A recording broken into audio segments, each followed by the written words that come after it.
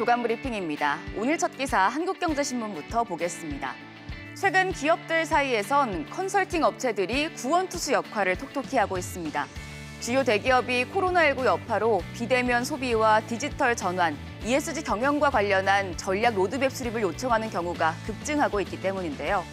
업계에선 2000년대 초 닷컴 열풍 이후 20년 만에 최대 호황이라는 반응이 나오고 있습니다. 보스턴 컨설팅 그룹, 베이엔드 컴퍼니, 맥킨지 앤드 컴퍼니 등 빅3 업체는 쏟아지는 기업의 컨설팅 요청을 처리하기 위해 인력 충원에 나서고 있는데요. 이 가운데 컨설턴트를 최고 경영자나 임원으로 스카우트하는 사례도 늘고 있습니다. 특히 이마트와 롯데마트 등 유통업계에서 컨설턴트 출신 임원들의 활약이 두드러집니다. 이어서 두 번째 기사는 매일경제신문입니다. 통신회사인 KT가 드라마를 비롯한 콘텐츠 제작에 5천억 원 이상을 집중 투자하겠다고 선언했습니다.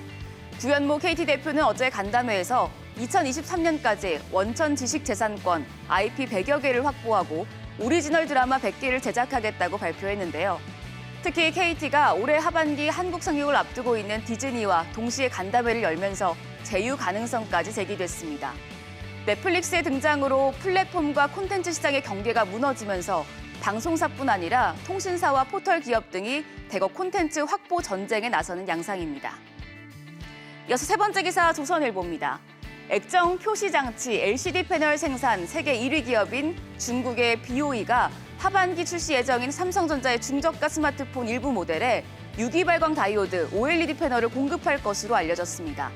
BOE가 삼성전자에 LCD를 공급한 적은 있지만 OLED 패널을 공급하는 건 이번이 처음인데요. BOE를 비롯한 중국 업체들이 중소형 OLED 시장에서 한국 기업들을 빠르게 추격하고 있습니다. 시장 조사업체 옴디아에 따르면 삼성 디스플레이와 LG 디스플레이의 중소형 OLED 점유율은 지난 2018년 95.5%에서 올해 84.9%로 하락을 했습니다.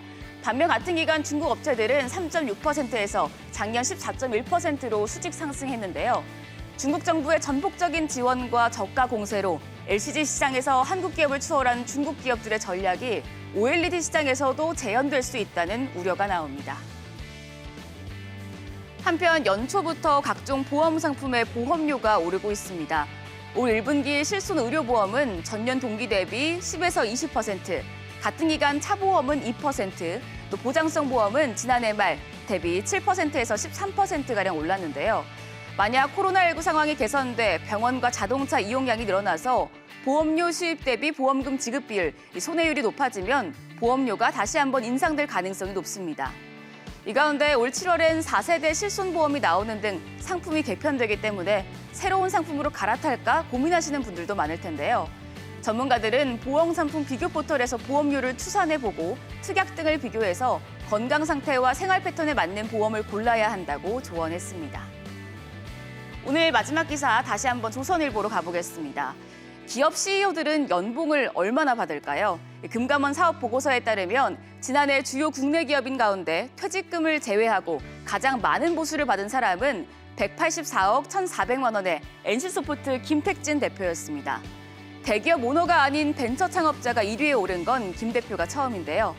2위는 123억 8천만 원의 CJ그룹 이재현 회장, 3위는 112억 3천만 원을 받은 롯데그룹 신동빈 회장이었습니다.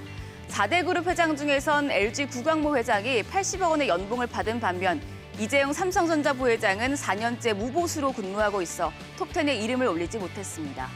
한편 현직 전문 경영인 중에선 김기남 삼성전자 부회장이 지난해 82억 7천만 원을 받아 대한민국 최고 연봉 샐러리맨에 이름을 올렸습니다.